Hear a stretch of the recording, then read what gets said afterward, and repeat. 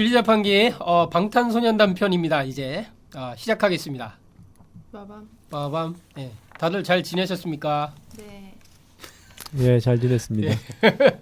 멤버가 오락가락하는 가운데 간만에 최대 인원이 모였네요. 그러네요. 5명입니다. 와. 예, 와. 너의 이름은 예. 입으로. 5명이지만 박수는 3명이 쳤습니다. 예.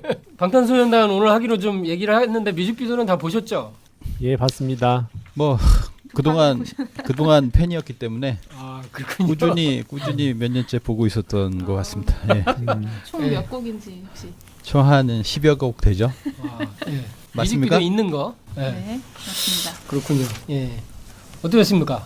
우리 이제는 뭐 닉네임도 서로 안 부르다 보니까 까먹고 있어. 보은맹님. 보험맹. 예. 자, 우리 덕 선생님.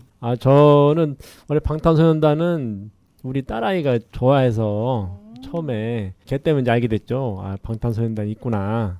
국내도 그 정도. 좋아하는 팬들이 있네. 그렇죠. 되게 좋아요. 미안. 그러니까 그때 뭐 여러 나왔는데 저희 소년단을 좋아한다 해서 처음 들어보는 애들인데 네. 왜 좋아하나 저는 사실 그때 그랬어요. 예. 그리고 이제 거기서도 이제 다는 잘 몰랐고 그 랩몬이 항상 이제 그 여러 프로에 나오더라고. 그래서 랩몬을 알고 있었고. 오, 레몬. 예. 레몬 같네, 친근해 레몬. 보이는. 알렘이라고 부르나? 네. 아, 랩몬스터 주임. 예. 그리고 뭐 이제 요 근래에 이제 다시 또 더 이제 활약상이 더 뛰어난 걸 보고서 예, 많이 관심을 갖고 있었죠. 뭐 어떻게 예. 직접 뭐 콘서트를 가시거나 직접 공연을 보신 분은 없나 봐요. 보신 적 있으세요? 그럼요. 뮤직뱅크 데뷔하던 해 그 아마 뮤직뱅크 2013년? 여의도를 가서. 예. 예. 현장에 있으셨어요? 예, 그럼요. 일을 잘 안 하나 봐요. 네, 오늘도 이제 북한이 들어온 현재가. 그때는 신인이었던 것 같습니다. 신인. 네. 예. 그리고 오늘 오마니님께서 또 이제 신과 함께 편에 이어서 또 나오셨습니다. 와. 박수. 예, 안녕하세요. 네. 오만년 사시라고 오마니. 방탄소년단 이 팀은 인터내셔널 슈퍼스타라는 수식어조차 충분하지 않다. 이야. 예, 이거 뭐 인터내셔널 슈퍼스타는 뭐 국제적인 슈퍼스타? 예. 그렇죠. 그것도 충분하지 않다. 그럼 이건 뭐야? 우주적인 스타인가? 우주 대스타는 원래 있었죠. 김희철? 네. 김희철이죠. 김희철 진짜 잘 나가더라고요. 네네. 모르이 올랐어요. 예, 그래서 방탄소년단이 지금 K-팝 역사와 기록들을 모조리 갈아치우고 있다. 예. 실제 그런 것 같아요. 매일매일 무슨 뉴스들이 쏟아지는데 처음 있는 거, 뭐 이런 거, 뭐 K-팝 역사상 처음, 뭐 이런 게 막 계속 나오는 것 같아요. 그리고 유튜브 뮤직비디오 중 조회수가 1억 건 돌파한 것도 11개? 네. 제가 방금 DNA 잠깐 봤거든요. 네. 1억 9천이에요. 지금 2억 되겠어 이제. 제일 높은 건 불타오르네 뮤직비디오가 2억 5천만. 그건 2억 넘었구나. 네. 벌써. 근데 이제 지금 뭐였죠? DNA가 최단기간 1억 돌파였는데 최단기간 아마 2억 돌파가 되지 않을까라고 그러겠네요. 생각이 또 드네요. 1억 얘기를 얼마 전에 들은 것 같은데. 그러면 싸이 그쵸. 그거보다 더 네. 빠른 거예요, 지금? 아니요, 싸이는 아이돌로 안 치기 때문에 네. 이제 아이돌 중에서 분류가 그래요? 좀 달라요. 예. 기성 가수. 예. 그래요.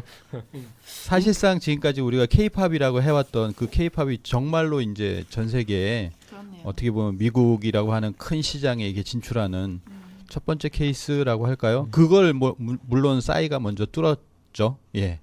그러면은 기존에는 이게 네. 그 일본하고 중국 시장에 거의 많이 있고 동남아 시장 쪽으로 한류가 많이 퍼졌는데 네. 지금 그거랑 지금 양상이 다르다는 얘기인가요, 지금? 그렇죠? 미국의 벽이 높았죠. 사실 언어적 문제도 있었고 미국은 자존심이 있으니까요. 그래서 그렇게 빌보드라든지 이런데 뭐 세계적으로 인기가 얻기가 어려웠는데 그런 것들을 넘어서서 이제 진짜 방탄을 좋아하는 팬들이 미국에 생겨나고 있다고 볼 수 있습니다. 진짜 팬들. 진짜 이게 전 세계 한류가 되는 거네. 네. 그렇게 되겠네요. 듣고 보니까. 예.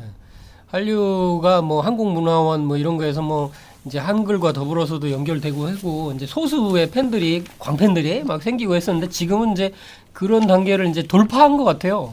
그렇지 않습니까? 네. 돌파하고 있는 것 같아요. 예. 그렇죠. 그래서 뭐 인터넷에서 가장 영향력 있는 25인의 한국인으로 유일하게 포함됐다. 뭐 이런 얘기. 25인이라고 하는데 거의 이제 SNS 소셜 미디어 쪽에서는 또 14위로 14위? 이렇게 세계에서? 선정을 한 그것도 있습니다. 그러면 이제 뭐 처음에는 누가 있죠? 오바마, 아니면은 뭐 또 이런 좀 유명 인사들 음. 그런 거에 이제 14위면은 대단한 거죠. 이건 진짜 대단한 거네요. 자, 저희들이 뭐 여러 가지 오늘 그 코드들을 준비해봤는데 일단 방탄소년단에 대해서 자체 알아봐야 될 것 같아요. 방탄소년단을 소개합니다. 네. 네. 뭐부터 시작할까요? 일단 방탄소년단이 굉장히 미국에서 유명한데 모르시는 분이 국내에 있으실 수 있습니다. 예, 있습니다. 그게 중요하죠. 네. 사실 방탄소년단이 국내의 탑 아이돌은 아니에요. 국내에서 인기로 치면은 아직 엑소도 있고요. 많이 아니야 탑 아이돌 맞습니다. 지금은 그러니까 이제 된 거죠. 아니 그 그래요? 전에부터 거의 탑이었어요. 거의 탑이죠. 아이돌 시장 몇 년 안 됐지만 2016년 이렇게 지나면서 거의 이제 지나면서 탑- 그랬나 봐. 그렇죠. 신혼일기라고 하는 프로에 보면 오상진 아나운서 와이프가 김소영 아나운서인데요.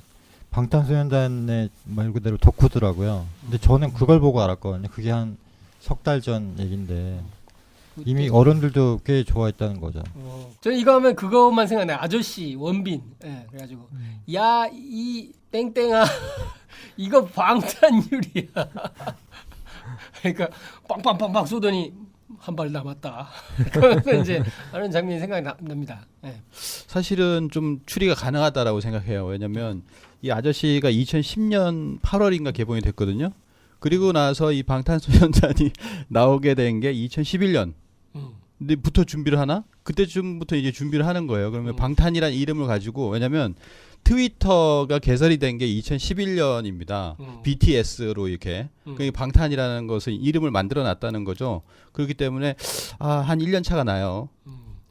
방탄 그러면 이제 인기 방시혁이 이제 영감을 떠올리지 않았을까? 영화를 보고서 네. 그렇죠. 방탄 근데 방시인 것도 뭐 영향이 있겠죠. 방시혁이니까. 그런 얘기가 있더라고요. 뭐. 방시혁이 탄생시킨 소년단이다 이런 얘기도 있습니다. 방라인을 탄 소년단이다. 뭐 방라인. 이렇게. 방라인. 두 번째 또 좀 설득력이 있다. 감사합니다. 뭐 그냥 이거 해석하기 나름 이제 아니, 근데 사실관. 그게 사실이라고 해도 여기 이쪽 프로듀서 쪽에서는 당연히 그걸 인정을 안 하려고 하겠죠. 그럼요. 예. 약간 중의적인 의미에서 그런 게 있지 아니 않나 근데 이제 제가 생각해요. 보니까요 인터넷에 이걸 계속 해석하는 사람들이 되게 많아요. 엄청 많은 걸 보면요. 그 소속사의 해석과는 상관이 없어요. 자기 멋대로 다 해석하고 있어요. 근데 그것들이 사람들이 다 이렇게 이야기하는 그 소통의 그런 그 장이 되고 있다는 거. 그래서 이게 이야기를 어떻게 하든 간에 이제 좀 유의미한 것만 있으면 좀 이게 충분히 언급할 만한 것 같아요. 아니 비틀스의 약자라는 말도 있잖아요. 왜? BTS? 비틀즈. 비틀즈. 의미 비슷하네요. 그렇네. 그럴 수도 있네. 비트스. 근데 이제 제가 이제 찾아본 걸로는 BTS가 이제 Beyond the Scene 이걸로 이제 공식적인 거더라고요. 이게. Scene? 예. 그러니까 이제 아마 중의적인 의미로 했겠죠. 예. Beyond the Scene. Scene은 이제 연극이나 이제 영화에서 한 씬, 한 막을 넘어서 뭐 이런 넘은 것 같아요. Beyond the. 그런 이제 Beyond the Form 하면 어떤 형상을 넘어서 뭐 이런 뜻이니까. 그래서 이건 굉장히 어떤 한계를 넘어서 뭐 이런 뜻일 것 같기도 하고 이제 10대니까 10대 20대니까 청소년의 어떤 그런 한계 억압된 그런 것들을 넘어서 뭐 이런 의미도 있지 않나 이런 식으로 해석하기도 하더라고요. 네. 저도 처음에 이제 이름을 들었을 때 이름이 좀 독특하잖아요. 그러니까 기존에 어떤 아이돌 할 때는 물론 이제 영어만 쓰는 경우도 있는데 거의 좀 이쁘게 짓거든. 근데 이거는 이쁜 이름도 아니고 저는 방탄소년단이라고. 방탄. 난 처음에 그래도 방탄소년단 왜 방탄이라고 졌지? 네. 근데 나중에 방탄인데 하여튼 좀 이거는 아이돌 이름에 맞지는 않는 어떤 그런 느낌 좀 있어요. 네, 맞아요. 저도 그런 생각을 했어요. 방탕하면 원래는 이렇게 좀 놀고 그런 이미지인가 이런 생각도 해봤는데 마찬가지 생각하셨네요. 우리 아재는 그런 것 같습니다. 왜 뭘 말씀하시라도 말았는데. 예. 아니 그 방탄이니까 여기 나와 있는 것처럼 총알을 막아내는 거잖아요. 이 총알이 뭘까를 좀 잠깐 생각을 해보고 있었어요. 총알. 그러니까 총알이든 옛날로 보면 뭐 화살이든 나에게 이렇게 오는 어떤 핍박. 그렇죠. 뭐든 외압. 이렇게 네. 압력 이런 것들이 있는데 특히 같은 이 사람들이 이제 이제 20대 초반이고 10대 후반에 시작을 했잖아요.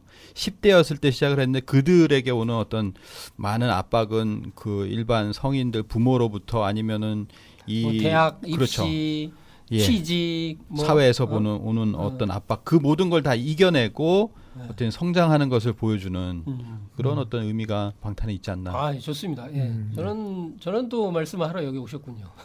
물론 다 있는 내용인데. 예. 있어도 좀 이렇게 언급을 하는 건 참 쉽지 않은 것 같습니다. 그래서 이제 현실에 안주하지 않고 꿈을 향해서 이렇게 끊임없이 달리는 청춘?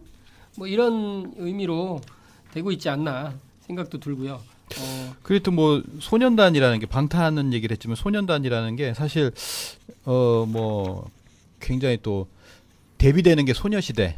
사실 소녀시대도 엄청 떴거든요. 그러네. 소년 지금까지. 네. 그래서 소년과 소녀라고 하는 게 우리 진리로 보면 이제 초립동이라고 하는데 네. 그 초립동이와 같은 그 의미를 갖고 있어서 오히려 더 뜨지 않았을까. 네. 뭐 이런 생각도 물론 나중에 얘기하는 거지만. 맞습니다. 예. 아 근데 좀 저는 이렇게 요건 좀 여담인데 예. 소녀가 들어가면은 아니 나중에 커가지고서 어떻게 하려고 그러지? 난 그 생각만 하거든요. 그러면 안 하죠. 좀 아니, 소녀시대 아니 그 보세요. 소녀시대도 지금 결혼하면은 지금 아직 결혼을 뭐 안 하고 있지만 결혼하면은 또 소녀가 아니고 그 참 이게 뭐 또 볼빨간 사춘기 뭐 그런 그룹도 있더라고요. 그래서 네. 아 사춘기 지나면 어떻게 하려고 그러지? 그런 생각이 많이 들어요. 사춘기 이미 영원한 지난 사람들이. 사춘기예요. 네. 아 그렇게 봐야 되나? 예. 네. 뭐, 그 말이 있네요. 영원한 소년. 맞습니다.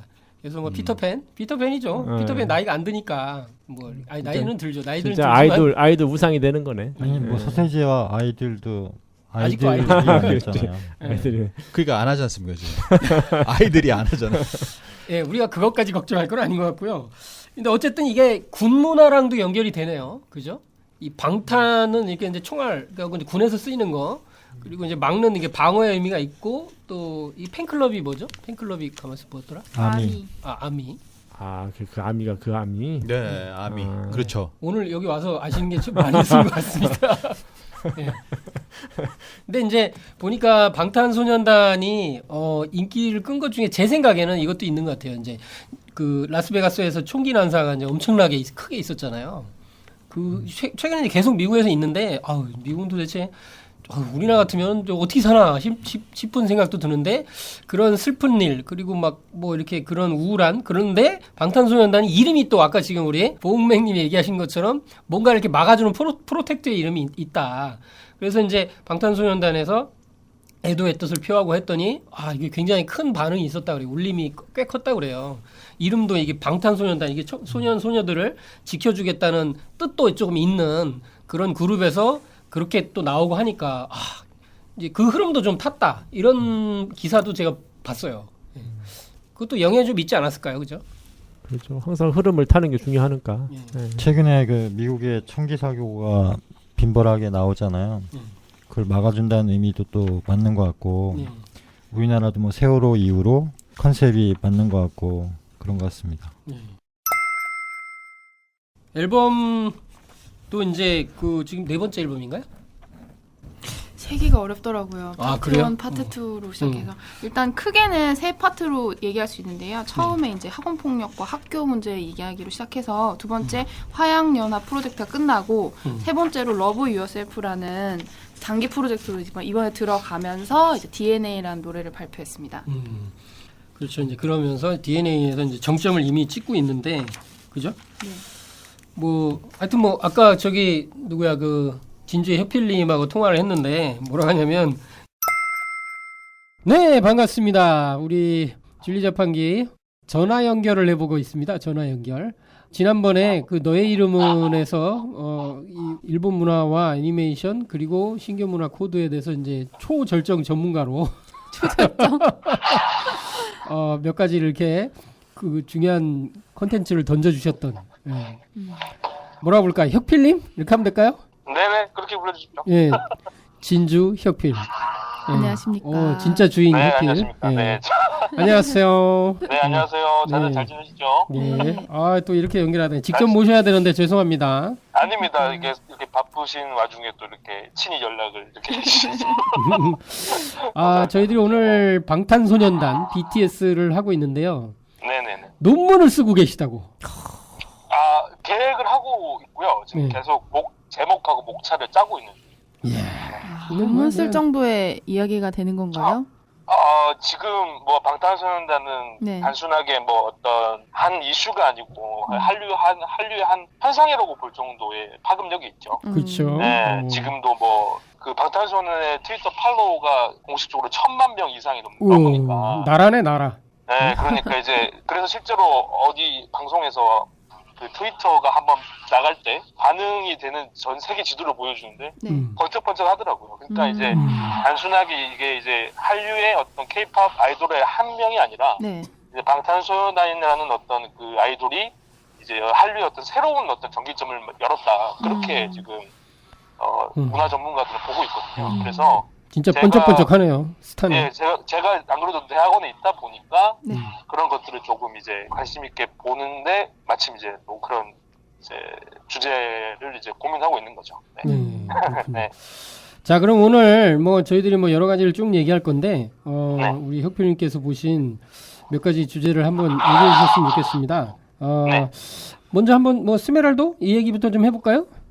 네네. 음. 스메랄도라는 게 이제 지금 방탄소년단 팬이 아니신 분들은 좀 모르실 수 있을 만한 어떤 이야기인데 스메랄드가 이탈리아 말로는 에메랄드라는 뜻입니다. 아, 이탈리아 말로 에메랄드. 네, 에메랄드를 이제 스메랄드라고 이야기를 하는데요. 이제 사실 이 방탄소년단의 앨범이라든지 뮤직비디오라든지 어떤 컨셉 자체가 사실 굉장히 미학적으로 구성이 돼 있어요. 그러니까 이 방시혁 프로듀서가 서울대학교 미학과 출신이죠. 아, 그렇구나. 네, 서울대학교 미학과 출신. 미학 가면은 그림도 잘 그리겠네. 그림은 잘 모르겠고. 아, 미학이니까 좀 네. 그거랑은 예술. 예. 예, 그러니까 미학이 되게 애매하면서도 굉장히 중요한 학문인 게 뭐냐면 미학은 원래 이제 미술 연구 학문으로 출발했어요.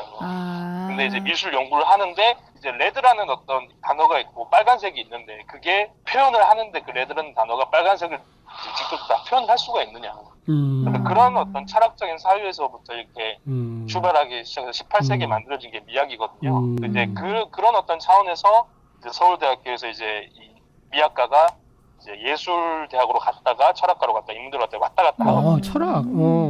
네, 그런 차원에서 미학이라는 게 굉장히 이제 중간적인 학문이에요. 그래서 이제 그 방탄소년단의 앨범 어떤 이름이라든지 그리고 컨셉이라든지 뮤직비디오가 대부분 다 그런 이미지적인데 굉장히 또 문학적인 부분들을 담고 있는 경우가 굉장히 그러게요. 많습니다. 서양화라든지 그런 코드들을 많이 넣었더라고요. 그게 다 네, 방시혁이 굉장히- 한 거구나. 유화.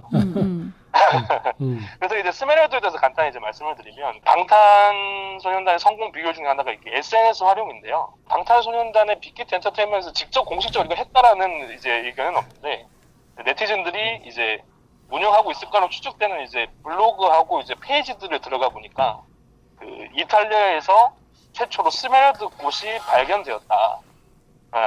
그런 포스팅이 올라온 거예요. 네, 포스팅이 그렇죠. 올라와서 이 스메랄드 무슨 뭐 꽃 학회에서 뭐 이런 걸 발표하기도 하고 그게 사진을 찍은 게 인스타그램에 올라오기도 하고 이런 어떤 나름의 밑밥을 깔죠. 떡밥을 깔기 시작을 그렇죠. 하는데 그런 게 참 놀라운 것 같아요. 네. 어떻게 그런 것까지 깔아놓고 할지. 그러니까 중요한 거는 방시혁 대표가 어떤 뮤직비디오를 찍든 가사를 쓰든 기획을 하는 데 있어가지고 모든 걸 상징으로 보는 거예요. 어떤 이미지가 되든 멤버의 어떤 행동이 되든 심지어 그 앨범 자켓이라든지 뮤직비디오에 들어가는 배경까지 모든 게 다 조립이 되게 만들어놨어요. 그러니까 팬들이 단순하게 이걸 통해서 뭔가 끌림이 있는데 그 끌림에 대한 의미를 계속 이렇게 부여를 하는 거죠. 그런 차원에서 이제 팬들이 이제 단순하게 1차원적인 이미지로 이걸 받아들이는 게 아니라 2차원적이고 3차원적인 이미지로 받아들일 수 있게끔 만들어 놓은 게 이제 그 방시혁 대표의 나름의 컨셉이랄까요? 컨셉이라고. 네, 그런 게 있는데 계속 이제 말이 좀 딴 데로 넘어가는데 스메랄드 꽃에 대해서 스메랄드 꽃에 대해서 스메랄도 말을 해야 되는데 중요한 건 이게 꽃이고 네. 사실은 뭐 없는 꽃이다. 뭐 이런 것들을 하면서 이런 코드들을 깔고 이런 문화를 창조하고 있다는 이런 놀라움 이런 걸 우리가 이제 봐야 되지 않을까 싶습니다. 네, 매우 놀라웠죠. 이제 스메랄드 꽃이 이제 어디랑 연결이 되냐면 오즈의 마법사에서 도로시가 이제 캔사스 시티에서 이동하는 곳이 바로 에메랄드 시티입니다. 그러니까 이제 오즈의 마법사의 마법에 빠져가지고 이제 그 호수아비들 만나는 곳이 에메랄드 시티거든요. 그러니까 나름 그런 상징들도 차용했다고 보여져요. 그리고 이제 꽃을 7송이를 발견했는데 그 꽃이 결국에는 이제 상징하는 게 방탄소년단 7멤버다. 그 사람이죠, 네. 그죠? 그래서 그게 그래서 결국에 인간 꽃에 대한 상징이 되고. 근데 그러면 왜 거기가 또 이탈리아였느냐? 왜냐면 모든 게 의미가 연결이 돼 있거든요. 네. 근데 이제 그런 점에서 제가 드는 생각은 스메랄드라고 하는 거는 이제 실제 존재하지 않는 거죠. 이상적이지만 뭐 그런 어떤 가치를 담은 곳이거든요. 근데 또 이탈리아에서 또 빼놓을 수 없는 문학 작가 중에 한 사람이 바로 단테입니다. 단테. 단테 일리기에리 단테인데 이제 이 사람이 쓴 책이 바로 신곡이라는 책이 있어요. 예. 이제 뭐 이탈리아의 표준어를 만들었다고 보는 굉장히 대단한 책인데 그 책에 이제 단테가 쓰게 된 계기가 자기가 정말로 사랑했던 여인인 베아트리체라고 하는 여인을 이제 짝사랑을 하다가 그 여인이 일찍 죽어요.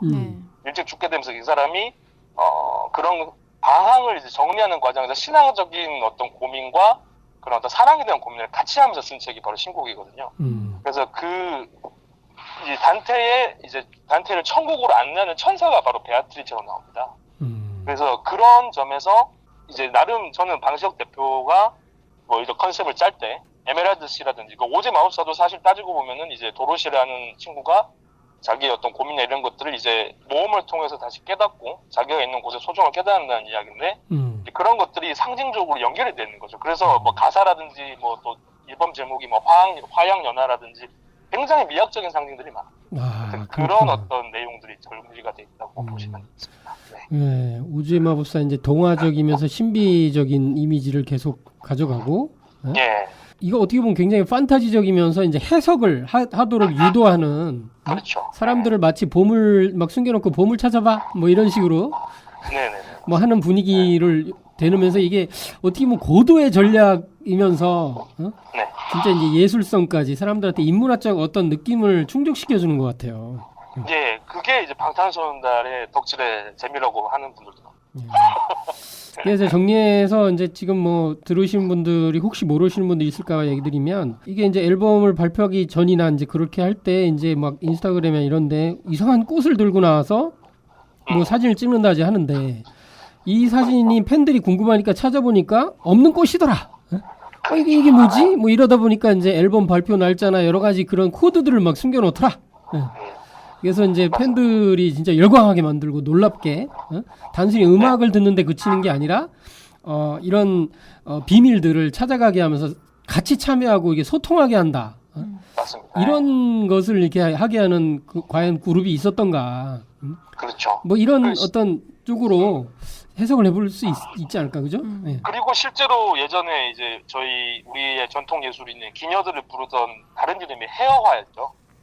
그렇죠. 말하고 뭐라고? 웃는 꽃이다. 해어화. 헤어화 그러니까 웃을 해자에다가 말을 하고 그 다음에 꽃화자를 쓰거든요. 아, 그게 있는 꽃이에요? 그게 기녀들을 부르던 별칭이었어요. 아, 기녀들을 말하는 예, 꽃? 웃고 말하는 꽃이다. 그 말하는 헤어화. 꽃이다. 웃고 말할 수 있는 꽃이다. 오. 그래서 이제 방시혁 대표가 이제 이 7개 스메랄드 꽃은 이제 방탄소년단을 이야기하는 거고 그 꽃을 발견하고 가꾸어서 사람들 소개하는 건 자기 자신이라고 이제 대입을 한다면 이제 그런 어떤 문학적인 작가들과 또 방탄소년단의 어떤 주인공으로서의 어떤 그런 상징들이 다 연결이 돼요. 그래서 뮤직비디오 하나라든지 가사라든지 이런 게 하나하나가 그냥 짜여지는 게 없어요. 그러니까 이제 굉장히 조금 이제 재밌네요. 치밀하게 만들어진 그런 이제 이런 어떤 전략인 거죠. 어떻게 보면. 예, 지금 뭐 자연스럽게 그 우리나라의 어떤 그 뭐 기생이나 예술했던 남사당패나 뭐 이런 것에 대한 이야기로 좀 잠깐 넘어갔는데 네. 그 얘기 좀 하죠 뭐. 그럴까요? 네. 남사당패, 기생.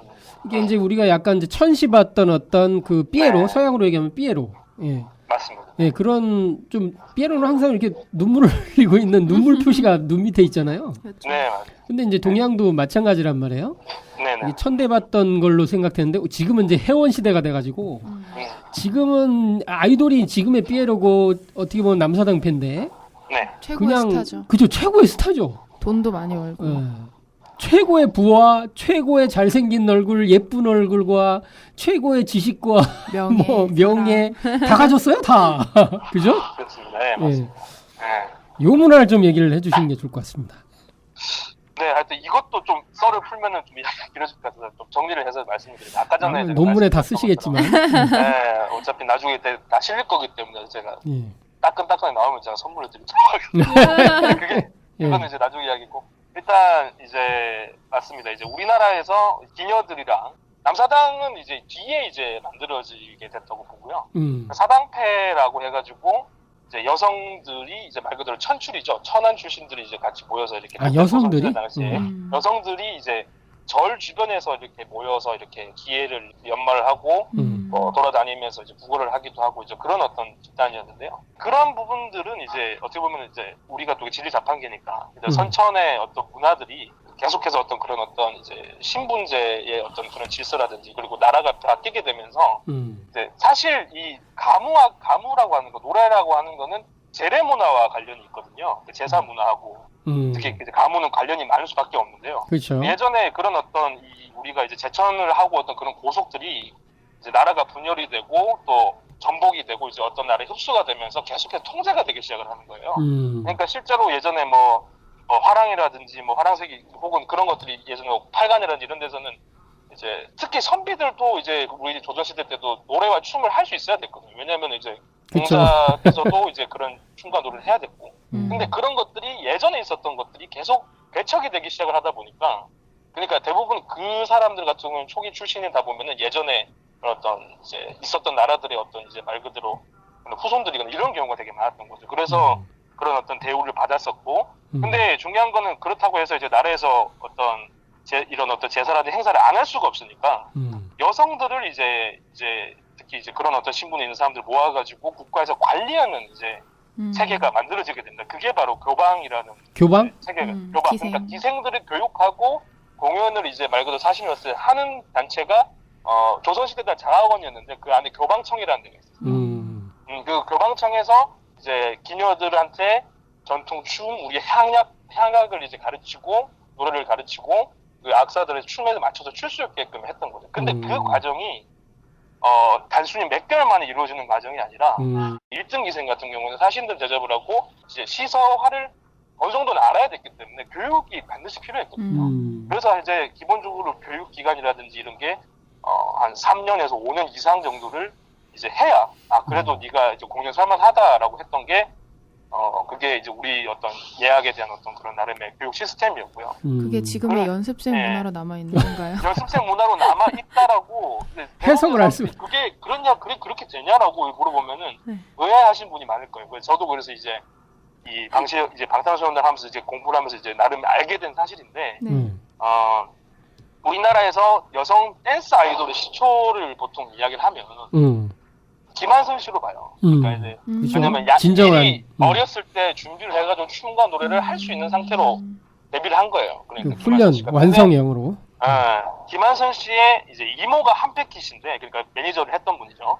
한백희 씨가 누구냐면 우리나라에서 이제 일제 강점기에 대한 제 전통 춤을 집대성해서 우리나라에서 명무라고 불리는 명무들은 다 양성을 해내신 한성준 선생의 이제 아마 막내 딸인가 그럴 거예요. 그래서 그분이 그런 이야기를 들었을 거라고 봐요. 그러니까 이제 그런 걸 통해서 김한선 씨를 아예 그러니까 백댄서부터 일을 시키고 노래 교육은 전인권 씨한테 시키고 이제 작곡에 대한 교육은 신중현 씨한테 시키고 이제 이런 식으로 대가들을 만나게 한 거예요. 그게 3년 이상이 이루어져서 김한선이 데뷔를 한 거예요. 근데 그거를 누가 보고 벤치마킹을 했냐면 이수만 씨가 보고 bench마킹을 해서 현진원과 와라는 그룹이 데뷔를 합니다. 그 이후에 이제 데뷔를 하게 된 게 바로 H.O.T죠. 그리고 SM의 이제 탄생. 한백희 씨 밑에 누가 있었냐면 서태지와 아이들의 이준호 씨가 있었어요. 그러니까 그 이준호 씨하고 이제 양현석 씨하고 서로 커뮤니케이션이 없었다면 그게 말이 안 되는 거예요. 그러다 보니까 그런 YG라든지 어떤 그런 대부분의 시스템들이 이런 연결고리들이 분명히 또 있다라고 생각이 들고, 그 다음에 우리 전통 예술의 어떤 특징 중에 하나가 뭐냐면 춤, 노래, 악기를 다 다룰 줄 알아야 돼요. 그렇죠. 그러다 보니까 우리 특히 방탄소년단에 또 이제 주목받는 게 뭐냐면 뭐 GD에서부터 본격적으로 사실 시작됐다고, 뭐 본격적으로 시작때보다도 유명하지만 방탄 같은 경우도 노래 작사, 뭐 작곡 이런 것들을 이제 본인들이 다 소화를 해내는 아티스트가 되는 거지 이제. 그러니까 아티스트가 그러니까 우리나라 사람들이 이제 또 굉장히 이런 기준 자체가 또 의외로 까다롭거든요. 그러니까 그런 점에서 이 이런 귀가 아주 높아요 이게 귀가. 그런 어떤 차원에서 방탄이 그냥 나온 게 아니라는 거죠. 이제 한국이 가지고 있었던 어떤 그런 제천 문화의 전통 그리고 그 예술에 대한 어떤 깊이 있는 감성 그리고 그 속에서 인문학에 대한 깊이 있는 이해와 그리고 이제 그 방탄소년단의 방시혁 대표의 철학이 그리고 예인들이 키우는 철학이랑 비슷한 게 결을 찾아주는 거예요. 그러니까 내가 기계를 만드는 게 아니고 이제 말 그대로 내가 이 친구는 이런 특성이 있는데 이런 거에 대해서 자기들이 뭔가 자기를 표현할 수 있는 가장 좋은 방향을 찾아주는 거거든요. 이게 예전에 우리 동양의 어떤 그 스승과 사제 문화였던 그런 특징인데 이제 그런 것들을 이제 굉장히 잘 이렇게 접목한 그룹이라고 볼 수가 있어요. 이제 그게 저는 제가 봤을 때는 방탄이랑 이제 우리 어떤 전통 예술과의 어떤 연관성이 충분히 또 있지 않나 그렇게 보는 거예요. 네. 이게 뭐 그거 지금 말씀하신 것도 굉장히 중요한 것 같습니다. 네. 우리 민족의 이제 제천 문화에서 천재를 하늘에 이제 상제님께 올리고 나면 다들 이제 뭐 음주 가무 또는 이렇게 춤을 추고 흥겹게 놀고 이런 게 많잖아요. 우리 민족이 그런 흥이 많은 민족이니까 신바람. 네. 그래서 이제 그런 거는 당연히 그냥 아무나 하겠냐. 물론 아무나 하겠지만 이게 흥이 나와서 하는 제대로 하는 기인들, 예술인들이 있다.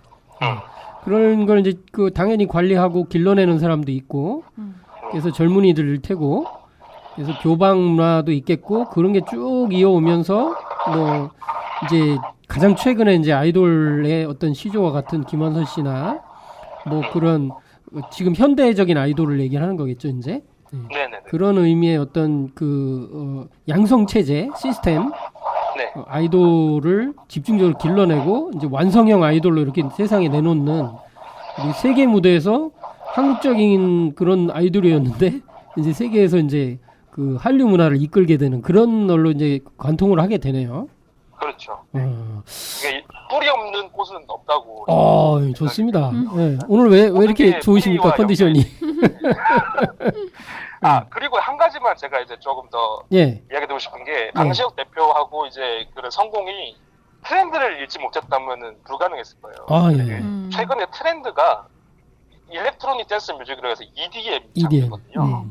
그 중에서도 이제 그 방탄소년단이 이제 흥행의 전개점을 봤던 게 문바톤이라고 해서 이게 레게 리듬에 이제 이 일렉트로닉 댄스 뮤직을 접합을 한 거예요. 근데 저는 나름 이게 어떤 과정으로 보여지냐면 실제로 우리 이제 인류의 어떤 그런 예술의 발전이 계속 이제 원시 반복하는 쪽으로 가고 있거든요. 그러니까 각자의 형태를 갖췄다가 이제 이게 문화가 발달하고 교통이 교류하기 시작을 하면서 그러면 어느 나라에서도 어디에 가서도 누가 들었을 때 이거에 대해서 이제 공감할 수 있는 리듬이 도대체 뭐냐 이런 것들을 찾다 보니까 이제 슈토카우젠이라는 사람이 독일에서 이제 컴퓨터가 발전하면서 전자음악이 발달하기 시작을 해요.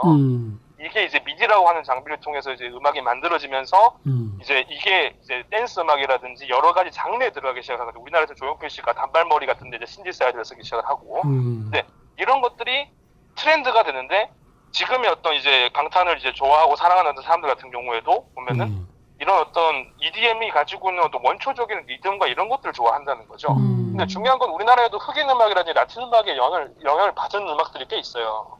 근데 그게 예를 들어서 문화나 박자라고 하는 거는 각자의 어떤 특징을 가지고 있기 때문에 소화할 수 있는 어떤 또 문화권이 있고 그걸 소화가 이제 거부되는 문화권이 있는데 우리는 그걸 다 소화할 수 있는 문화권이라는 거죠. 그러다 보니까 이제 방탄소년단이나 방시혁 대표가 EDM을 이렇게 만들어서 뭐 라틴뿐만 아니라 뭐 전 세계에 있는 사람들이 그런 좋아하는 만한 어떤 EDM 이제 리듬이라든지 어떤 또 이렇게 멜로디를 만들어서 전파한 게 또 그게 주요한 것이 아니었나. 그 한마디로 이제 EDM이라고 하는 거는 이제 모든 소리가 0과 1로 바뀌는 거예요. 그러니까 아까 뭐 천부경 말씀도 이제 아마 하셨겠지만 이제 그게 0과 1로 바뀌어서 사람들이 이제 이 모든 소스를 이제 그런 것들을 이제 같이 이렇게 공통적으로 공유할 수 있는 시대로 바뀌었다는 거죠. 컴퓨터 음악으로 바뀌었다는. 그런 점에서 방탄소년단의 성공이 단순하게 그냥 뭐 우리가 어떤 문화적으로 한류가 퍼져서 이렇게 된 게 아니라 그런 어떤 문화적인 원형을 찾아가는 과정으로서의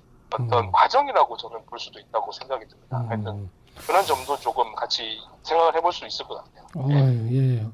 아유 훌륭하십니다. 아닙니다. 예. 오늘 뭐 오후에 뭐 또 강의 일정이 있으시다고요? 네. 오늘 제가 또 제가 만든 다큐멘터리 오늘 발표가 있습니다. 다큐멘터리는 또 이런 방탄소년단 관련한 내용인가요? 아니요. 전통 우리 진주가 예전도 고병 문화로 유명하다 보니까 진주에 있는 전통 춤인데요. 교방 국거리 춤이라고 해서 그게 이제 예전에 이제 무인들이 추던 국거리 장단이 이제 교방에 들어서 합쳐진 거예요. 근데 그거에 대한 나름 역사적인 다큐멘터리를 제작을 했었죠. 예, 아우 그렇군요. 국거리 장단 한번 하시고 어떻게 마무리 멘트 하시죠? 경기도 풍더러로. 예, 예. 예. 하여튼 뭐 이렇게 소중한 얘기를 해주셔서 감사하고요. 네네네. 다음엔 제대로 한번 스튜디오로 해서 모셔보겠습니다. 네, K-팝 특집으로 한번 가시죠. 예, 그것도 좋습니다. 예. 네네네. 조만간에 아마 할 수 있지 않을까. 더 여기서 끝나는 게 아니고 아마 다 뜨겠죠. 이 방탄을 따라서 아마도 네. 이 길이 뚫리지 않을까 싶습니다. 예. 예, 아마 우리 진리 자판기도 이제 영어로 번역해서 나가야 되지 않나. 아, 좋습니다. 예. 일단 자막부터 한번 작업을 나중에 한번 해보죠. 네, 알겠습니다. 고맙습니다. 그러면 이렇게 연결하고, 예, 네. 우리 혁필님, 예, 네. 다음에 또 봐요. 네, 또 뵙겠습니다. 네, 뿅. 네, 감사합니다. 진주의 혁필님하고 통화를 했는데 뭐라고 하냐면 이런 표현을 쓰더라고요. 이제 트위터에서 트위터를 반짝반짝하게 만든 그룹이다. 번쩍번쩍하게 만들었다. 왜냐하면 트위터에서 노출되는 이 방탄소년단 BTS가 그걸 이렇게 빛으로 표현하면 진짜 번쩍번쩍번쩍하더라고요. 그래픽으로 한 거 보면 그냥 계속 언급되니까 그래서 기네스북에 오를 정도로 지금 뭐 많은 조회수와 그 언급되는 그 트위터 수를 리트윗을 양산하고 있다. 트위터 같은 경우에 미국에서 워낙 많이 써요. 아직도. 우리는 이제 페이스북을 많이 쓰는데 미국 쪽은 트위터를 많이 쓰기 때문에 그것도 영향이 있지 않나. 하여튼 트럼프를 뛰어넘은 거네요. 그렇죠? 네. 그리고 이제 개인 계정을 쓰지 않잖아요. 하나의 그 단체 계정으로서 다 거기 그래요? 예, 그걸로 쓰고 있기 때문에 그래서 지금 1,100만이 넘었거든요. 이제 팔로우가 개인 썼다면은 뭐 몇백만씩 해가지고 누구는 더 많네 뭐 팔로워가 많네 뭐 이런 얘기도 나올 수 있을 거고 한데 하나의 팀으로서 하나로만 이렇게 하기 때문에 뭐 더 자주 할 수 있지 않나. 이 사람 또 하고 저 사람도 하고 하면서 그게 이제 소셜 어떻게 보면 진짜 잘하고 있다 이런 생각이 드네요. 그 전에 블로그를 먼저 운영을 했어요. 그러니까 이쪽은 젊은 친구들이다 보니까 이 SNS 쪽에 굉장히 뭐랄까 자유자재로 이렇게 사용을 하면서 이쪽부터 이제 탄탄히 이제 인터넷 뭐 영향 있는 25인처럼 특징적인 게 뭐냐면 인터넷 쪽을 먼저 이렇게 하나씩 팬덤을 형성해 나갔다는 게 특징이 아닌가 생각이 듭니다. 그렇죠. 이제 제대로 인식하고 있다. 이게 이해를 하고 있다. 이런 기사들이 많더라고요. 방시혁 PD의 이제 이 성공 공식이라고 할까? 이제 이거는 좀 봐야 되지 않을까. 이게 PD라고 하죠. PD? 프로듀서? 네. 이 방시혁 프로듀서가 아무래도 이렇게 탄생시킨 사람이니까 뭐 자기는 뭐 아버지 뭐 이런 말 싫다는데 어쨌든 사람들은 방탄소년단의 아버지다. 근데 자기는 결혼한 적이 없다. 그런 게 있죠. 예. 결혼 안 했죠? 나이가 저랑 비슷한. 예, 거기서 이런 걸 노출하시면 어떻게 합니까? 네. 스스로. 근데 방시혁 PD는 과거에 왜 그 아이돌이 노래를 잘 못하는 아이돌들이 있다라고 해서 왜 직설 발언으로 이렇게 화제가 된 적이 있잖아요. 근데 이번에 방탄소년단 같은 경우 이렇게 인터뷰를 한 거 보니까 우리나라 아이돌이 너무 잘한다. 노래 못한다는데 노래 잘한다. 이렇게 거꾸로 이제 얘기를 하더라고요. 예전에 그 독설가 아니었어요? 독설가? 그쵸. 슈퍼스타인가요? 근데 아이돌이 뭐 요즘에는 그 이렇게 혼자 나와서 자기 노래 부르는 거 하잖아요. 뭐 불의 명곡. 근데 아이돌 나오면 그 저는 그거 보면서 야 잘한다. 그 전에 잘 몰랐어요. 왜냐면은 옛날에는 파트를 짧게 부르고 또 그 뭐죠 저 립싱크. 그렇죠. 그러니까 옛날 인식은 사실은 좀 그런 게 있었던 것 같아요. 아이돌들이 그 좀 잘하는 애, 그러니까 춤추는 애는 춤 파트만 추고 뭐 이렇게 잘하는 애는 뭐 메인 노래 부르고 이런 식으로 나눠져 가지고. 근데 요즘 보면은 진짜 다 잘하더라고 전부 다. 요즘 경쟁력이 굉장히 세죠. 아이돌이 되려면 노래학원 뭐 춤학원 다니는 친구들도 많고 경쟁력이 세다 보니까 당연히 이제 층이 두터워져서 실력 있는 그 아이들이 많이 나오는 게 아닌가. 네. 외모도 그렇고 뭐 영어도 잘하고 뭐 이게 뭐 안 되는 게 없는 것 같아요. 좀 만능? 거의 만능 엔터테이너란 말이 진짜 딱 맞는. 우리나라 터질 때가 된 거죠. 사실 한류가 이 아이돌들이 이제 세계에 이렇게 터질 때가 돼서 터진 게 아닌가라는 생각도 드네요. 예전에 아이돌 하면 이제 뭐 연기도 못하고 노래도 잘 못하고 그냥 까불대는 뭐 이런 정도의 이미지를 굳어졌는데 지금은 그런 말 못해요 진짜 그죠? 네. 실력이 뭐 아주. 그래서 아이돌도 이제는 완성형으로 이렇게 나오기 때문에 대접받아야 한다. 뭐 이런 식으로 방시혁 PD가 아마 얘기한 게 아닌가. 방 PD? 방 PD 팀의 성공 공식. 한번 우리 나비님, 정리우 씨가 이제 좀 멘탈이 돌아오셨습니까? 이거 보은맥님이 정리하신 거. 아 그런가요? 네. 네, 뭘요? 방시혁 PD가 이제 방탄 성공 공식이라고 해서 이렇게 얘기를 한 것이 있는데요. 그거를 좀 정리된 게 있는데 뭐 기본적으로는 뭐 비슷한 것 같습니다. 먼저 첫 번째로 이제 자기 이야기를 한다. 네, 10대, 20대들이 받는 고통이나 압박감, 학교 폭력 같은 거 피부에 와닿는 노래들을 한다는 건데요. 그거는 뭐 이제 이따가 가사를 보시면 아마 아실 수 있을 것 같고, 두 번째는 K-팝의 원칙을 지키고 있다. 그러니까 K-팝이 원래 기본적인 어떤 고유의 가치라는 것을 지키고 있다라는 거죠. 뭐 이제 그런 실력 면에서 노래와 퍼포먼스 그런 어떤 기본적인 원칙들을 잘 지키고 있다라고 하는 거죠. 잘생기고 예, 춤도 잘 추고 끼도 잘 부리고 칼군무를 하고. 이거는 이게 기본적인 질이 높다. 뭐 이런 얘기이기도 하겠네요. 일단 기본에 충실하다. 뭐 어떤 스포츠를 하든 뭐 하든 기본에 충실하면서 이제 중요한 게 팬의 눈높이를 맞췄다라고 하는 거예요. 우리가 좀 전에도 같이 얘기를 나눴지만 소셜 미디어를 마음껏 해보라고 이제 방시혁 PD가 풀어주니까 그들 스스로가 어떻게 보면은 제가 보기에 하나로 했다는 것은 계획을 세웠다라고 생각이 들어요. 7명이. 자기네끼리? 예, 그렇게 계획을 세워서 이렇게 하자라고 해서 또 뭐 그 어떤 10대 또 지금 20대지만 그 자유로운 뭔가가 있었겠죠. 그래서 소셜 미디어를 정말 잘 썼다라는 거죠. 근데 저는 이거를 보면서요. 이제 유튜브에 보면 그 원래 이제 뮤직비디오를 보고 막 따라하는 막 깔깔 웃고 리액션이라고 하잖아요. 근데 그 리액션 중에서 그 뮤직비디오를 보고 자기네들 그러니까 이 7명이 그 자기 뮤직비디오를 보고 리액션을 하는 자기 뮤직비디오를 보고 자기가 리액션하는. 네. 그걸 보고 깜짝 놀랐어요. 아, 처음이네, 처음. 저 다른 아이돌하고 틀린 어떤 그 소셜 활동을 하고 있다라고 하는 생각이 들었습니다. 자기가 자기 거 보고 하는 거를 영상을 네. 찍어서 올리니 그걸 또 이제 또 재밌어하고 그 팬들은 되게 좋아하죠. 그리고 그렇죠. 네. 예. 근데 저는 1번도 굉장히 중요한 것 같아요. 10대, 20대들이 그 받는 고통이나 압박감, 학교 폭력 같이 또래들의 피부에 와닿는 주제를 얘기했다. 이거는 과거에 왜 서태지와 아이들이 그랬고, 그죠? 됐어, 이제 그런 거 하여가나 뭐 교실 이데아나 뭐 컴백홈이나 그런 게 다 그런 얘기고, 그다음에 또 싸이 같은 경우도 그 강남 스타일이라는 게 사실은 메시지가 있는 거잖아요. B급 문화에 대한 뭐 A급 문화를 어떻게 보면 조롱하는. 그 마찬가지로 이 방탄도 남이 써준 게 아니라 자기들이 그런 얘기들을 자기들의 눈높이에 맞춰갖고 썼기 때문에 더 이렇게 와닿지 않나. 그리고 시대를 담고 있다. 그게 시대. 중요한 것 같아요. 그다음에 두 번째는 이 소형 기획사의 문제인데요. 지금 뭐 최근에 믹스앤나인이라는 프로를 보면은 오히려 JYP나 SM이나 그 YG 연습생들하고 견주어도 소형 기획사 아이돌들 이 후보들이 뭐 꿀리는 게 없는 거죠, 쉽게 얘기해서. 저도 좀 보고 놀랐어요. 뭐 YG 저 정도밖에 안 돼? 뭐 이런 생각이 좀 드는 것도 있더라고요. 그게 왜 그러냐면 이제 쉽게 얘기하면 이 대형 기획사에서 아이돌을 만들어내는 어떤 훈련 체계나 어떤 그런 트레이닝 코스 같은 것들을 소형 기획사들도 이제 자체적으로 그걸 만들어낼 수 있는 그 실력이 되는 거죠. 예, 뭐 지금 성공 공식으로 어떻게 보면 뻔하게 뭐 당연한 거 아니야 이렇게 생각할 수 있지만 이렇게까지 이렇게 디테일하게 생각하지 못했던 부분들을 간 것 같고요. 우리 보은맥님이 뭐 얘기하신 것 중에 지금 끊긴 부분에 성장 키워드 얘기가 있어요. 지금 이제 일본하고 같은 내용 같은데 성장에 대한 거는 되게 중요한 것 같아요. 이게 누구도 이렇게 그들의 이야기를 이렇게 대변해주는 그게 최근에 잘 나오지 않았다. 뭐 이렇게 좀 포장된 거. 예쁘고 뭐 이런 것만 이렇게 됐었는데 그 고통스러운 것들이나 고민하는 흔적들을 그대로 표현해주고 가사 같은 건 정말 좋더라고요. 이제 그런 게 아닌가. 예를 들어서 뭐 피땀 눈물?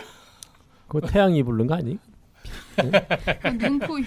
눈, 코, 입. 예. 한 방 터뜨리시는. 피땀 눈물. 이게 이제 사람이 흘리는 세 가지, 뭐죠? 액체인가? 네. 눈, 코, 입에서 나오네요 다. 아 그래요? 그러니까 내가 거기서 뭐 아, 평가했다니까. 그러네. 눈에서 눈물 나고 코에서 코피? 땀 나오고 입에서 피 나오네요. 아 그런가? 입에서 피가 나와요? 네, 한 대 맞았군. 코에서 나오는군요. 예. 이 피땀 눈물이 뭔가 노력, 예? 젊은이가 뭔가 이렇게 막 그냥 어려운 환경 속에서 극복하려고 뛰어다니는 느낌도 있고, 물론 가사는 조금 처절한 가사이기도 하고 뭐 그렇더라고요.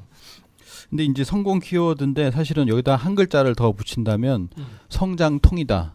성장을 하는 가운데 어떤 고통 그걸 극복하고 이렇게 하는 그런 걸로 오늘 저 뭐 뮤직비디오를 좀 봤습니다. 예. 아, 예. 좋네요. 그래서 뭐 불타오르나 이런 거 보면은 진짜 그 목소리에 약간 이렇게 좀 허세 있으면서도 이렇게 하는 게 젊은이의 객기 같은 것도 좀 느껴지고 좀 이게 멋있더라고요. 저는 그런 발음 자체도 멋있더라고요. 불타오르네. 그러니까 한국말이 그게 좀 우리는 뭐 한국말을 쓰기 때문에 사실은 잘 모르는 걸 수 있는데 참 한국말을 외국 사람들이 뭐 그 사람들 의미는 잘 모르겠죠. 하지만은 우리 옛날에 그 뭐 샹송을 좋아한다던가 잘 모르면서도 그냥 음을 따라 부르고 뭐 그런 어떤 게 있는 것 같아서 한글의 어떤 그런 뭐 그 발음의 어떤 그런 묘미 들릴 때 그렇게 네. 좋게 들리나 봐요. 네? 근데 저는 그 불타오르네도 보면서 그게 이제 뒤에서 얘기를 하시겠지만 네. 진짜 이게 불의 시대, 아, 불의 시대에 살고 있고 네. 또 지금 왜 웃으세요? 우주의 여름철. 예. 네. 죄송합니다. 계속 갑시다. 방송사고가 참- 좌절하지 말고 좌절하지 말고 비욘더 씬. 아니 그 제가 고미숙의 인문학이라고 그좀 고민이 나와요 또. 아니 보내주신 걸 봤어요. 그거 보면은 이제 사람도 인생에 있어서 이제 봄, 여름, 가을, 겨울이 있다라고 하는 거 예. 예, 본 적이 있습니다. 예. 아, 끝까지 마무리를 하세요. 말하려면. 그래서 예. 지금 뭐 저도 느껴졌어요. 이제 지금 굉장히 많은 그 뮤직비디오나 이런 예술 작품, 영화들에서 이 불을 가지고 하는 게 되게 많거든요. 뭐 용이 뭐 불을 뿜는다든지 뭐 이런 것도 있고. 그래서 이게 불타오르네가 이제 청소년기가 어차피 인생에 있어서 그 두 번째 어떻게 보면은 막이잖아요. 그래서 봄, 여름, 가을, 겨울 중에 여름의 어떤 시기로 들어가는 시기라서 이 불타오르네의 불의 이미지가 딱 어울리고 그러면서 지금 우주 여름철에서 가을로 넘어가려는 우주 가을 개벽기하고도 연결이 좀 그냥 이렇게 왠지 생각이 나더라. 뭐 이걸 얘기를 하시려는 것 같아요. 맞죠? 아니 너무 비약하는 거 아니에요? 예, 비약이었다고 보고. 예. 그 쩔어 이런 말들도 약간 여름철 느낌이 나고요. 뭔가 쩔어가요? 쫙 이렇게 막 퍼져나가고. 쩔어가 뭐. 왜요? 아니 쩔어가 왜? 아, 저는 그런 느낌이 들었어요. 땀에 쪄. 개인적으로. 쩐다는 게 뭐죠? 땀에 쩔어. 아, 땀. 뭔가 이렇게 쩔고 뭐 제대로 막 열심히 해내고 막 분주히 움직이고 이런 게 쩔어의 느낌이 아닐까. 그게 우리의 컨셉이고 사실은 10대, 20대에게 쩔어는 멋있다. 뭔가 뭐 이런 멋있다는 뜻이죠. 의미죠. 아, 쩐다 그렇죠. 그러죠 쩐다. 네, 쩐다. 아, 쩌는데요? 예, 죄송합니다. 예. 예. 뭐 말하면 공격이 들어오지만 굴하지 않고 가겠습니다.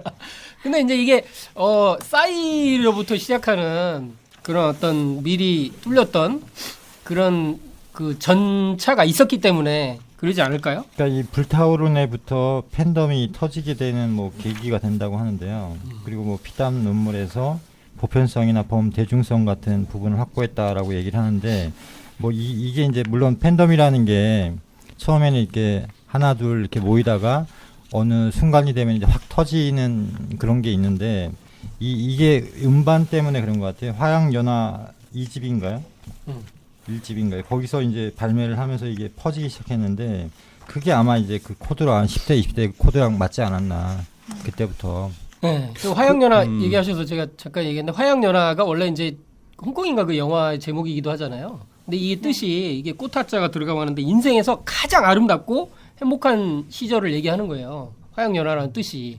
이게 사실은 가장 힘들고 어려운 시기이고 청소년의 방황의 시기이기도 하지만 우리가 나이고 들고 지나서 보면 그때가 제일 좋았다. 그런 시기거든요. 화양연화가 진짜 이게 두 개로 돼 있더라고. 하나는 뭐 유스가 있고 그다음에 윙 해가지고 젊음과 그 윙은 날개잖아요. 네. 나래를 편다. 그래서 전 굉장히 좋아요. 이런 어떤 그 분위기를 그렇게 가져갔고 그 미학적으로 아까 그 혁필님 얘기하는데 미학적으로 이 방시혁 PD가 서울대 미학과 출신인데 미학과는 미술만이나 예술만으로 볼 수 있는 게 아니고 철학과로도 들어간대요. 그렇죠. 그래서 이거를 동시에 가진 인문학적 감성을 가진 사람이다. 그래서 제목도 그냥 짓는 게 아니라는 거예요. 사실 뭐 PD도 그렇지만 또 그 안에 보면 RM이라든지 이런 사람들이 너 스스로 이제 뮤직비디오를 한번 짜봐라라고 했을 때 그때 짠 것 중에 하나가 데미안을 모토로 짰다라고 하는 뮤비가 있거든요. 뭐였죠? 혹시 아시나요? 데미안. 데미안이면은 피땀 눈물 아니에요? 피땀 눈물. 네. 그러니까 그걸 보면은 자기가 스스로 그거를 이렇게 네. 보니까 그 코드들이 다 배치를 해서 뮤직비디오를 다 짰더라고요. 그런 거 보면 이 처음에 만난 게 그 방시혁하고 RM이잖아요. RM이랑 한 사람 뽑고 그 사람 이후에 이제 여러 사람들을 뽑아가지고 한 팀이 되었는데 그 사람들이 30명을 갖다가 오디션을 봤다고 하고 어떻게 보면 궁합이 굉장히 잘 맞는 리더하고 또 이 PD하고 뭐 이렇게 또 잘 맞지 않았나. 근데 그거는 이 대표적인 예가 뭐냐면 트와이스나 소녀시대 뭐 트와이스를 예를 들면 TFT 뭐 또 뭐 있죠? 트와이스요? 예, 치얼업 이런 식으로 사실은 그게 뭐 본인들이 쓴 것도 아니고 전문 작사가들이 쓴 그래요? 거기 때문에 감성이 사실은 비슷해요. 뭐 사랑 얘기 그리고 뭐 이렇게 유행하는 거 뭐 이렇게 좀 자기 장난스러운 얘기가 얘기, 그렇죠. 근데 이 방탄은 특징이 뭐냐면 자기들이 작사 작곡을 하고, 근데 제가 볼 때는 예를 들면은 뭐 김용균 같은 경우도 옛날에 얘기를 들어보면 여고의 남포를 찍을 때 보면 감독이 매일 만나서 그 영화 촬영하기 전에 일기를 쓰게 해요. 그 지금 일기가 김옥빈 뭐냐면 씨 얘기하고 있습니다. 일기가 뭐냐면 그 여고의 남포에서 자기가 맡은 역할에 대해서 이 캐릭터를 잡아가는 과정이에요. 근데 그 캐릭터가 사실은 잡는 게 뭐냐면 자기의 주관이나 철학이 있어야 돼요.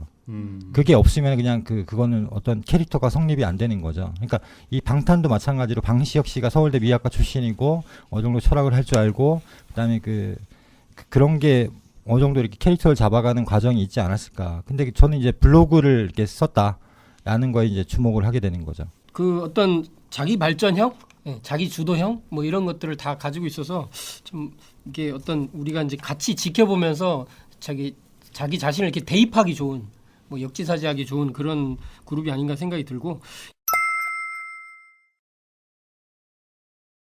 이제 뭐 좀 이제 어느 정도 정리가 좀 된 것 같아서요. 한류가 어떻게 시작이 됐는지 역사문화도에서 한번 좀 간단하게 살펴볼까요? 뭐 이게 고대 한류 뭐 이런 것도로도 이제 쉬는 시간에 잠깐 얘기하셨는데 예. 갑자기 엊그제 쉬는 시간에 얘기했었죠. 예, 지금 기억이 잘 안 나지만 뭐 고대 한류라고 하면 사실은 저 상고 시대까지 갈 수도 있을 것 같아요. 근데 최초의 한류다라고 하면 사실 저는 빗살무늬 토기를 얘기하고 싶습니다. 빗살무늬 토기 그렇죠. 네. 빗살무늬 토기입니다. 아니 빗살무늬 토기가 여기서부터 저 북유럽까지 쫙 갔어요. 근데 그게 유물을 오래된 연도를 따져보면 우리나라가 제일 오래됐습니다. 8,000년. 저 제주도까지 내려가면 12,000년. 네, 맞아요. 제주도에서 빗살무늬 토기 제주의 나왔다고. 고산리 유적이라고 이제 한 12,000년, 뭐 15,000년까지도 얘기하는데 15,000년. 뭐 일반적으로 한 8,000년 정도의 오래된 그 빗살무늬 토기가 있어요. 그러면은 일반적인 거는 그 다음에 저 위쪽으로 가면요. 거의 한 6,000년도 되고 4,000년도 됩니다. 그렇기 때문에 여기서부터 이렇게 뭐 우리가 보통 얘기하는 만주지방하고 한반도 이곳에서 이제 자생된 빗살무늬 토기가 그게 쭉 이렇게 뻗어 나가는 걸 보면 사실 지금이야 뭐 이제 방탄소년단 뭐 뮤비가 하나 딱 떴다 하면은 반짝반짝 하잖아요. 전 세계에서 반짝반짝 하잖아요. 이렇게 다 뮤비를 보고 있는 게 딱 보이잖아요. 이게 금방 나가지만 그때 당시에는 어떤 뭔가 이게 좋은 뭐 물품이라든지 뭐가 이렇게 나가려면 굉장히 오래된 뭐 1000년도 걸리고 뭐 하지만은 결국에는 어디서부터 시작돼서 어디로 나간다. 라고 봤을 때 우리나라에서 가장 먼저 나간 것은 이 빗살무늬 토기와 같은 뭐 고인돌도 있겠고 뭐 이런 그렇죠. 생각도 좀 들고 물론 근데 빗살무늬 토기라니까 반짝반짝 얘기하는 게 그게 원래 햇살무늬 토기잖아요. 햇살 광명 그래서 햇살, 반짝반짝 얘기하니까 햇살, 그게 빛, 생각나네. 빛, 치읓. 예. 빛이 빛 시옷이 그게 아니고 빗살무늬가 잘 보면요 끝에 이렇게 쌀알처럼 이렇게 찍힌 게 있어요. 그게 뭐냐 햇살이 이렇게 떨어지는 걸 형상화한 건데. 햇살 알 그렇죠. 비달 광자 그러니까 빛을 어떻게 보면 이렇게 기하학적인 무늬로 이렇게 그린 것 자체가 굉장히 대단한 거죠, 사실은. 어떻게 보면은 대충 그릴 수도 있는데 굉장히 또 오밀조밀하게 잘 그냥 뭐 그렸더라고요. 예. 그냥 연결해 보는 거지만 보통 이런 사람들을 스타라고 하잖아요. 뭐 이렇게 괜히 연결을 해보고 싶네요. 그러니까 아니 그냥 작은 보잘것없는 그릇이라고 해도 거기에 의미를 담고 가치를 부여하기 때문에 당연히 그게 이제 전해질 수밖에 없는 거죠. 예, 멋집니다. 사실은 뭐 유물을 가지고 얘기를 하지만 보통은 우리가 언론에서는 고대 한류 얘기하면 백제를 많이 얘기를 하잖아요. 그쵸. 백제의 한류다라고 하면서 뭐 백제 것이 그 뭐 전 세계로 된 건 아니지만 일본으로 많이 전수가 되고 그러면서 일본에서 어떤 용어가 나왔죠. 백제 것이 아니면 너무 시시하다라고 하는 용어가 나죠. 뭐죠? 구다라 나이? 예. 구다라. 구다라나이라고 하죠. 네. 시시하다라는 뜻으로 지금은 쓰이는데 구다라가 아닌 것. 구다라가 이제 나이가 백제를 아니죠, 나이가. 나이가 구다라가 큰 나라는 뜻이고. 예. 큰 나라 구다라. 그래서 백제 것이 아니다. 그러니까 그건 쓸모없다. 그건 시시하다. 그래서 시시하다. 지금은 백제 것이 아니다라는 의미는 좀 사라지고 그냥 시시하다라는 의미로 이제 쓰이고 있는 걸로 알고 있습니다. 맞습니까? 일본어를 잘 몰라가지고. 그래서 네. 이제 네. 구다라 나이가 이제 그 저쪽 백제 문화 박물관 이런 데 가면 이제 구두레 나루터에서 뭐 유래했다는 얘기도 많이 있고 그래서 그쪽에서부터 아마 일본으로 물품이나 이런 게 그 배를 타고 전해진 걸로 많이 보고 있죠.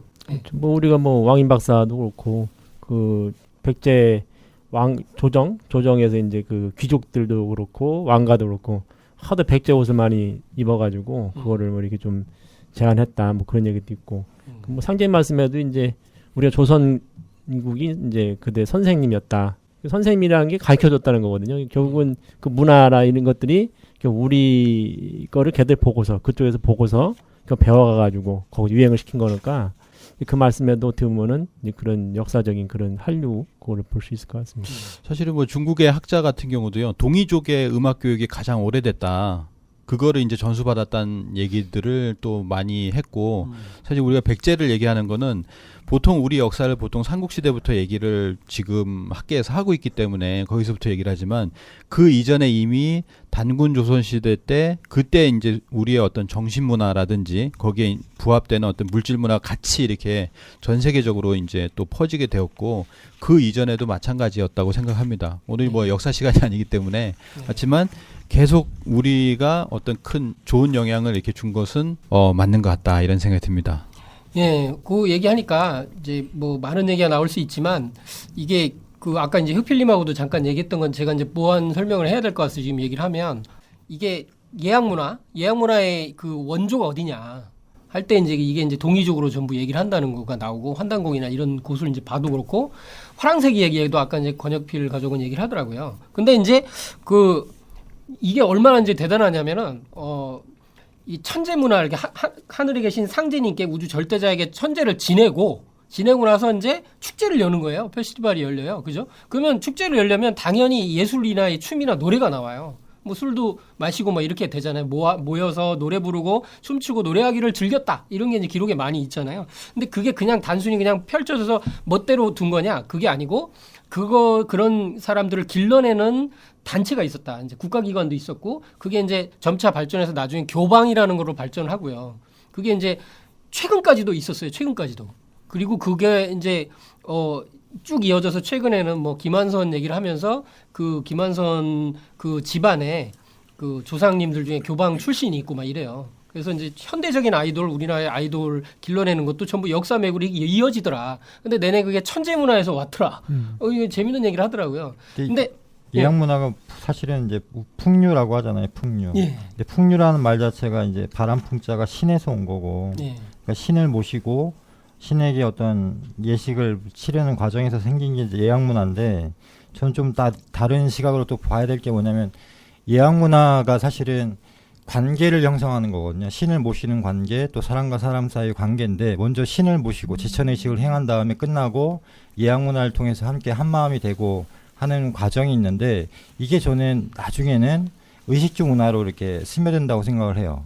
그러니까 거꾸로 생각을 해보면은 의식주 문화가 가장 어떻게 보면은 고급화되고 이렇게 발달한 나라나 민족이 사실은 예약 문화가 더 발달했지 않나 이런 생각이 드는 거죠. 그러니까 그게 더 문명화되고. 그렇죠. 네. 그게 이제 문명이죠, 사실은. 네. 사람이 사는 어떤 문화 자체를 이렇게 진보시키는 게 문명이다. 그러니까 한국의 의식주 문화의 진 면목을 우리가 모르기 때문에 사실은 그런 예약 문화의 원출처나 제천 문화에 대해서도 좀 이렇게 왜곡이 돼 있지 않나 이런 생각이 듭니다. 뭐 그냥 우리가 조금 낮게 얘기를 하는 거라 그렇지 이런 뭐라 그러죠? 이제 예인들을 그 삐에로, 서양에서는 삐에로, 동양에서는 이제 약간 이렇게 기생이나 남사당패 뭐 이런 정도로 천밀이 되는데 지금은 그게 해원도수가 돼가지고 그렇게 천시받다가 죽은 사람들의 한을 풀기 위해서 상제님께서 선지공사를 보셨기 때문에 지금은 이제 그 사람들이 엄청나게 대접받는 세상이 됐고 오히려 이제 스타가 돼 있고 이렇게 돼 있는데 제가 이제 기록을 찾아보니까 이런 게 있어요. 특히 남사당패 같은 경우는 근거지가 뭐 절부터 뭐 시작됐다는 얘기도 있고 많이 있는데 이 사람들을 화랭이라고 불렀어요. 화랭이라고 불렀는데 이 화랭이라는 말이 화랑에서 왔다. 이런 게 있어요. 그래가지고 그러면은 내내 뭐냐면은 이게 신교 문화를 지키던 종교 집단이다. 그래서 상제님의 사당을 지키는 이제 삼당에서 이제 비롯이 된 건데 그게 뭐 무술도 하고 뭐 여러 가지가 있지만 실제로는 우주 절대자를 이렇게 모시는 집단이었는데 그 문화에서 지금 방금 하신 예약 문화의 한 편으로 이렇게 이제 꽃으로 핀 게 노래와 춤 이런 것들이라는 거죠 이제. 근데 이렇게 가니까 이게 내내 천재 문화인 거예요. 근데 그 문화가 이제 세상으로 나가서 보니까 이게 한류 문화가 돼 있다. 이렇게 해석도 가능하지 않겠는가. 그러니까 고대 한류는 사실은 천재 문화가 전 세계에 이제 퍼진 거죠. 그러니까 그 이제 예악, 이제 악이라고 하는 음악이라고 하는 거하고 우리가 이제 예법이라는 게 있잖아요. 예법이라고 하는 거는 어떤 그 질서를 지우는 거고 어떤 관계의 어떤 그런 이제 관계 지음 중에 하나의 어떤 질서를 만드는 건데 이제 이거를 풀어주고 조화를 시켜주는 게 이제 악이거든요. 그래서 그 공자 선생도 이제 중요하게 생각한 게 이 두 가지를 조화를 이루어서 잘 적용하는 거. 그러니까 너무 얘만 치중하면은 관계가 서먹해지는 거죠. 너무 그 질서만. 그럼 지금 하는 악이 나가 있는 상태고 사실은 그죠 나가는 상태고 앞으로 얘가 나가야 되겠네요. 근데 그러니까 이제 뭐 한류 중에 제가 저번에 봤던 기사 중에 하나 뭐냐면은 카자흐스탄 사람들이 우리나라 드라마를 좋아한대요. 그러니까 물론 한류는 그러니까 근데 그 사람들이 왜 좋아하느냐? 자기들이 과거에 그 행했지만은 소련의 어떤 그런 과정 거치면서 식민 과정 거치면서 다 잃어버렸던 문화가 한국 그 드라마에 있더라. 그러니까 어른을 모시는 문화, 뭐 이런 문화들, 그러니까 예에 대한 얘기를 하는 거예요. 그래서 그런 게 있기 때문에 자기들은 이 한류 그 드라마가 너무 좋다. 아니 지금 아까도 필리핀 분하고 얘기를 했는데 그 얘기를 하더라고요. 필리핀 사람들이 이 빈부격차가 굉장히 심해요. 가보면 그리고 뭐 여러 가지 이제 문제점들이 있는데 왜 그러냐 했을 때 정치인들의 문제다라고 하면서 더 뿌리를 들어가 보면은 필리핀이 미국의 식민지였잖아요. 그죠? 그때 그러면은 뭔가 이렇게 문명화시키지 못한 게 아니냐 했더니 미국의 우민화 정책이 가장 성공한 나라가 필리핀이다 얘기를 하더라고요. 그러면서 또 하나 얘기한 게 그 전에 스페인으로부터 300년 동안 뭐 이렇게 식민 지배를 받았는데 스페인이 이렇게 지배를 하게 되면 그 역사 자체 정신을 완전히 잃어버린다고 하더라고요. 근데 우리가 동남아시아에 특히 한류가 먼저 퍼지게 된 이유 중에 하나도 그런 게 아닌가. 예를 들면 대장금을 비롯해서 금방 말씀하신 것처럼 저도 뭐 공감하는 게 그 동남아 한류 팬들에 관한 기사를 하나 본 적이 있는데요. 왜 그러면 한국이냐, 뭐 중국 중류도 있을 거고 뭐 인류도 있을 텐데 왜 한국이냐라고 했을 때 한국은 제국주의 냄새가 없다라는 얘기를 했거든요. 그러니까 중국에도 뭐 당한 그런 기억이 있을 거고 일본 제국주의에 이제 동남아가 이제 지배를 당했었고 그러는데 그런 어떤 큰 나라의 어떤 그 문화적인 어떤 압력 같은 그런 게 아니라 어떤 동질감, 공감을 형성할 수 있는 패권주의가 아니라는 거죠. 예. 그리고 이제 우리도 같이 당했던 기억이 있기 때문에 굉장히 중요한 거네요, 이런 거. 실질적으로 지금 전 세계에서 우리나라를 배우려고 그런 게 많잖아요. 근데 그 많은 나라들이 얘기하는 게 뭐냐면은 식민지 경험을 했었고 그리고 가장 못 사는 나라인데 이 우뚝 섰다는 거예요. 우리나라는 유일하게. 근데 자기들은 똑같은 경험을 했는데 그걸 못했거든요. 예, 그러니까 우리나라를 배우는 거예요. 그래서 우리나라처럼 하겠다. 이게 몽골도 사실 지금 그래서 우리나라의 그 경제 발전 시스템을 도입하고 카자흐스탄도 아까 말씀드린 그런 나라들 그리고 그 외에 이제 그 동남아시아 뭐 아프리카까지도 그래서 우리나라를 그렇게 배우려고 한다는 얘기를 들었어요. 예, 이건 생각보다 굉장히 질 높은 얘기들이 나와서 제가 뭐 되게 이렇게 머리가 정리가 되네요. 예. 질 높은 얘기 하나 더 하면은 과거에 그 아까 이제 가무 문화가 우리 동이족은 이제 중국 사람들이 이렇게 보기에 그 동이 열전이라든지 이런 데 보면은 꼭 이렇게 나오거든요. 음주 가무. 그러니까 천재를 지낸 이후에 음주 가무. 근데 그 앞에 또 보면 주야. 음주 가무 이렇게 밤낮으로. 나오거든요. 예, 밤낮으로. 근데 사실은 유럽이나 요즘에 뭐 아직도 밤문화가 없다고 그러잖아요. 근데 그때 당시에 뭐 이제 전기도 없는 불이 싹 꺼지고. 가운데서도 주야로 이렇게 밤문화가 있었다라고 하는 거고 또 음주 술을 뭐 전 세계에서 몇 등 하잖아요.